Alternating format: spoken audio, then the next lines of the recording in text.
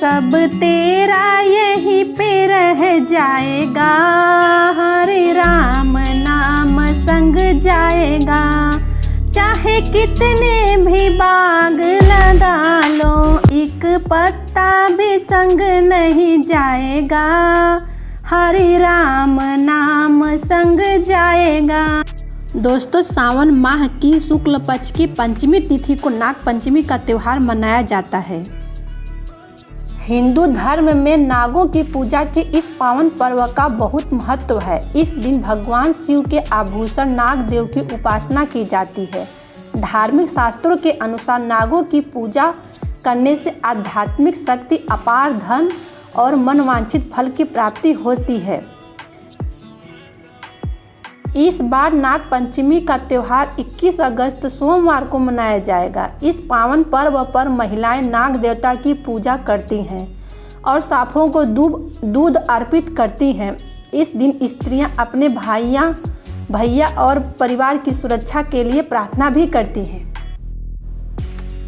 नाग पंचमी का शुभ मुहूर्त। हिंदू पंचांग के अनुसार नाग पंचमी का त्यौहार सावन मास के शुक्ल पक्ष की पंचमी तिथि को मनाया जाता है। इस दिन पंचमी तिथि की शुरुआत 21 अगस्त रात को 12:21 पर होगी और पंचमी तिथि का समापन 22 अगस्त को रात 2 बजे होगा।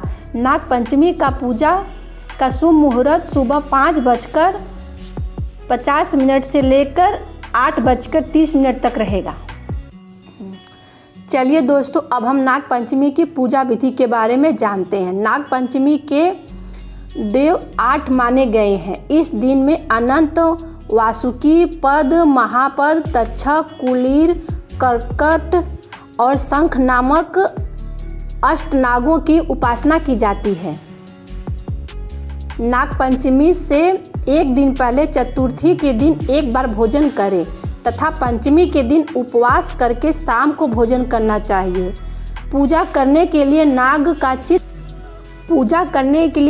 का फोटो रख ले या तो मिट्टी का नाग बनाकर चौकी पे विराजमान करके पूजा। फिर हल्दी, रोरी, चावल और फूल चढ़ाकर नाग देवता की पूजा की जाती है। इसके बाद कच्चा दूध, घी, चीनी मिलाकर लकड़ी के पट्टे पर बैठे सर्प देवता को अर्पित किया जाता है। पूजन के बाद नाग देवता की आरती की जाती है।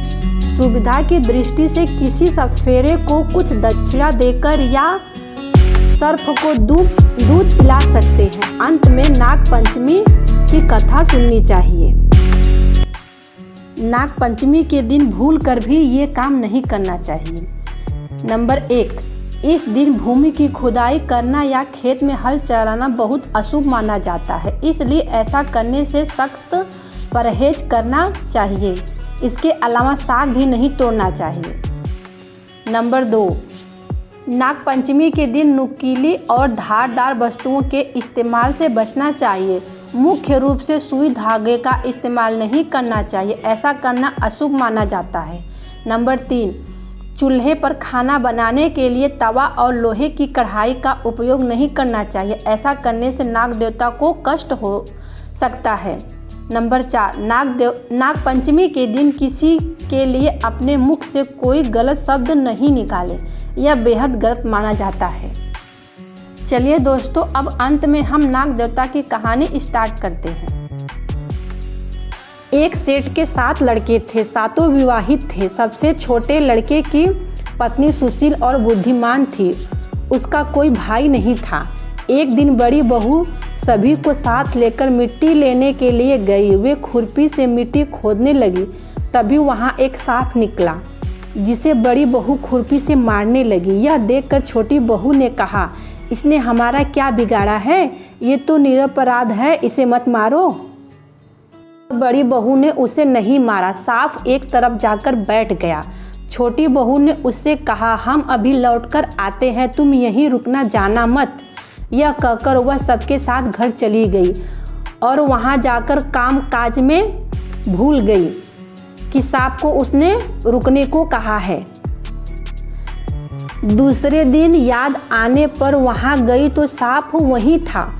वह बोली, मुझे क्षमा करना भैया, मुझसे भूल हो गई। सांप ने कहा, भैया कहा है तो छोड़ देता हूँ, आज से तू मेरी बहन है, जो इच्छा हो मांग ले। उसने कहा, मेरा कोई भाई नहीं था, मुझे तो भाई मिल गया। कुछ दिन बाद वह सांप मनुष्य का रूप लेकर बहन के घर आया और कहा, मेरी बहन को मेरे साथ भेजो। सांप ने विश्वास दिलाया कि वह उसका दूर के रिश्ते का भाई है। रास्ते में बहन को अपने वही सांप होने की बात बताई। सांप के घर पहुंचकर वहां का ठाट बाट देखकर बहन बहुत हैरान रह गई।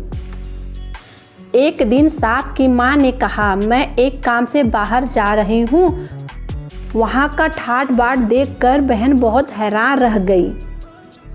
एक दिन सांप की माँ ने कहा, मैं एक काम से बाहर जा रही हूँ, तू अपने भाई को दूध पिला देना। उसने दूध दिया, वह गर्म था। सांप का मुंह जल गया। यह देखकर सर्प की माता को बहुत गुस्सा आया। सांप ने कहा कि बहन को अब उसके घर भेज देना चाहिए। तब सांप और उसके पिता ने उसे बहुत सोना, चांदी, जवाहरात, वस्त्र आदि देकर उसके घर पहुंचा दिया। इतना सारा धन देखकर बड़ी जेठानी को बहुत गुस्सा आया।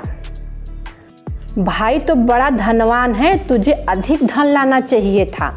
सांप ने यह बात सुना तो उसने और सारा धन लाकर दिया। सांप ने छोटी बहू को हीरा मणियों का एक अद्भुत हार भी दिया। छोटी बहू की प्रशंसा देश की रानी को भी मिली और वह राजा से बोली कि सेठ की छोटी बहू का हार यहाँ आना चाहिए। राजा ने मंत्री को हुक्म दिया कि उससे वह हार लेकर आए। सेठ जी को जब पता चला तो डर के कारण वो हार उठाकर रानी को दे दिया। छोटी बहू को यह बात बहुत बुरी लगी। उसने अपने भाई को याद किया और आने पर कहा, भैया, रानी ने मेरा हार छीन लिया है। तुम कुछ ऐसा करो कि जब वह हार उसके गले में रहे तब तक के लिए सर्प बन जाए, और जब वह मुझे लौटा दे तब हीरो और मणियों का हार हो जाए। सर्प ने ठीक वैसा ही किया। जैसे ही रानी ने हार पहना वैसे ही वह सर्प बन गया। यह देखकर रानी चीख पड़ी और रोने लगी। यह देखकर राजा ने सेठ के पास खबर भेजी कि छोटी बहू को तुरंत भेजो। ये डरते हुए छोटी बहू को साथ लेकर वहां पहुँचे। राजा ने छोटी बहू से पूछा, तुमने क्या जादू किया है? मैं तुझे दंड दूंगी। छोटी बहू बोली, राजन क्षमा करे, लेकिन यह हार ऐसा ही है कि मेरे गले में हीरो का और मणियों का रहता है और दूसरों के गले में सांप बन जाता है। यह सुनकर राजा ने वह सांप बना हार उसे देकर कहा, अभी पहनकर दिखाओ। छोटी बहू ने जैसे ही उसे पहना तो हार हीरो मणियों का हो गया। यह देखकर राजा को उसकी बात पर विश्वास हो गया और उसने प्रसन्न होकर उसे बहुत सी मुद्राएं भी पुरस्कार में दी।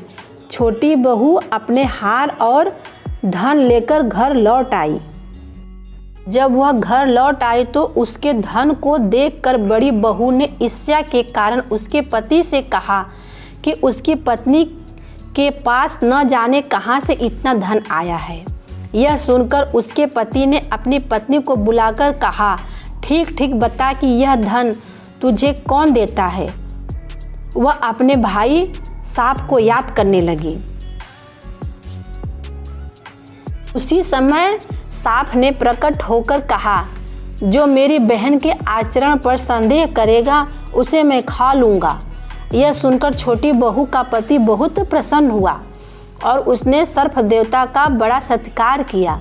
उसी दिन से नाग पंचमी का त्यौहार मनाया जाता है और स्त्रियां सर्प को भाई मानकर उनकी पूजा करती हैं। बोलो नाग देवता की जय। बोलो नाग देवता की जय। दोस्तों, वीडियो को लाइक, चैनल को सब्सक्राइब अवश्य करें।